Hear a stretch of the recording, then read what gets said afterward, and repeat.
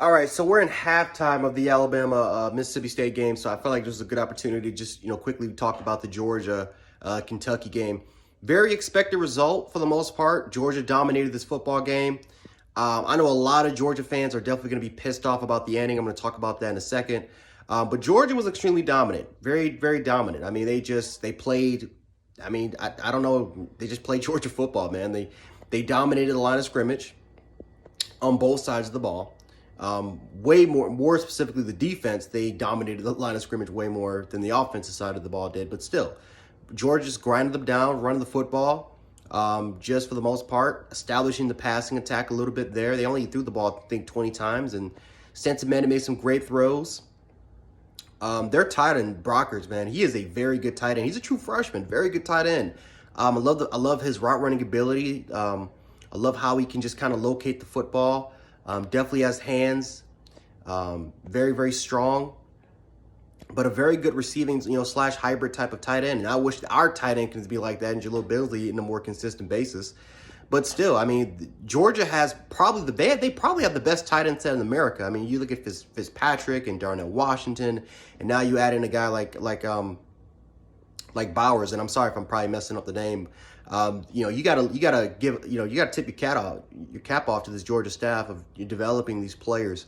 But yeah, they probably have the best tight end room right now in the country. Again, the receivers made enough plays. Really, Mitchell.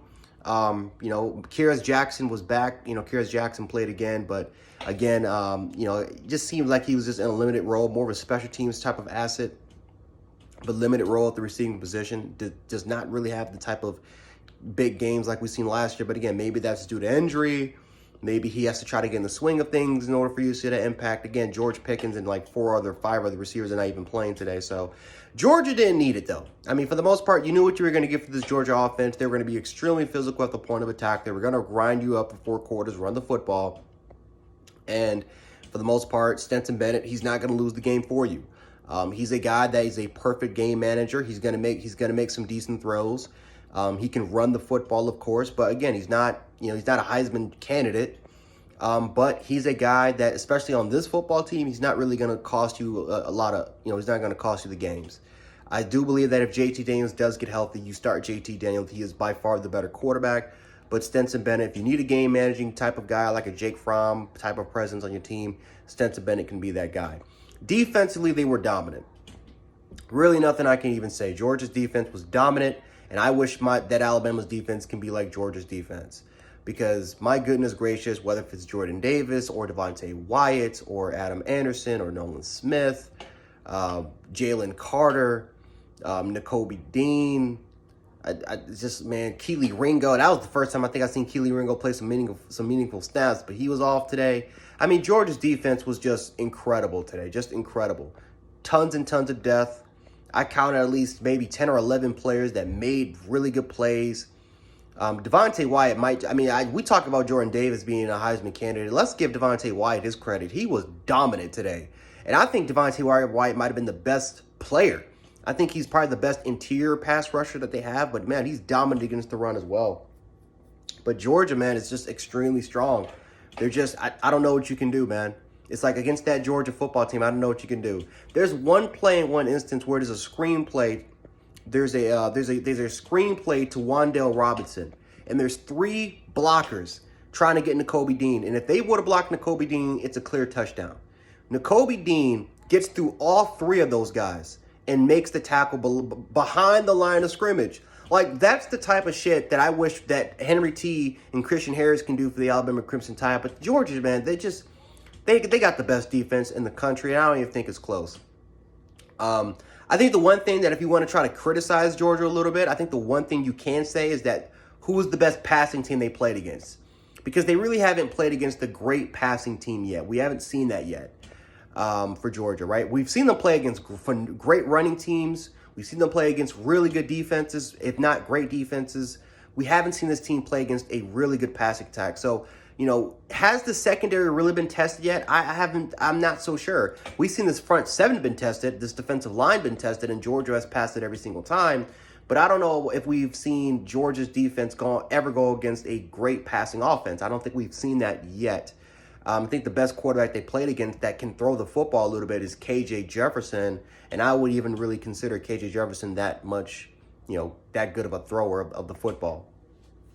Or again, because Arkansas' scheme is not really surrounded to throw the football, it's more to run it, and I don't think it really benefits KJ Jefferson that much often. And I think he's still a little bit raw. I think he still needs a little bit more work. But the point being is that even when you're playing against Kentucky, a team that knows that can run the football, they're one of the best, if not the best rushing team in the SEC, besides the Georgia Bulldogs. You're not doing that shit against Georgia. I think everyone knew that coming into this game. Even Kentucky fans knew that. But Kentucky lacks the ability to throw the football. Their only type of passing ability is these kind of short passing design type plays, these short intermediate design plays, and swinging the ball out to Wan'Dale Robinson in open space in order for him to do his thing. You're not doing that shit against Georgia. They're too fast, they're too damn athletic, they're too strong. And Georgia, they just proved that they were just more dominant. They got better talent. I don't even think that this was a thing of coaching design. I just felt like Georgia's talent just got them this W, and can't get mad at it. Even though, again, we got to give some credit to Todd Monken. He dialed out some really good plays for for Stetson Bennett and this team and this Georgia offense, but the talent was just too much for Kentucky. Now, Kentucky didn't even play that bad of a game, too. I think that's one thing, too. Kentucky didn't even play that bad of a game. I felt like their defense played really well in the first half. In the second half, they were just done. They were tired. They were worn out by this physicality of Georgia. Kentucky's offense, again, they had some drives. They had some decent drives, but the special teams, which is another elite unit of Georgia's, they just came up huge. And they had a blocked punt. They had a blocked PAT at the end of the game, which I'm going to talk about right the hell now. Kentucky, man, was it a low blow? If you're a Georgia fan, I can understand why you might think that, because at the end of the day, the game is over. It's 30-7. The game is already over. It's like 7 seconds left, and you call a timeout by not getting it. And if a player gets disqualified or a player gets hurt, that's if you're a Georgia fan, I can be upset. I can definitely understand. I would be upset by that. But if you're a Kentucky fan, or I guess I'm trying to see it from Kentucky's standpoint, I guess I can understand what they were trying to do too. They're trying to get some type of momentum going into next week, right? They're trying to end off on a positive note. They're trying to finish. They're trying to get some things on a positive note. But I do understand I do understand though that from a Georgia football perspective, I do from a Georgia standpoint that the game is over. It's 7 seconds. What else do you need to do? What else do you need to do? If one of your players gets hurt and they're out next week, that's on Stoops, because you're trying to gain a moral victory instead of just taking the L. Instead of just taking the L, going into next week with your players healthy, right? So both sides could have risked major injury or disqualification for maybe something stupid may have happened to maybe cause a disqualification. But that's a very dangerous situation, right? If someone gets hurt or someone gets disqualified, that's a very dangerous situation for both sides. But yeah, Georgia dominates this football game. Again, I understand why Georgia fans are upset. I can also understand why Kentucky fans are trying to defend Kentucky a little bit of why they went for it there.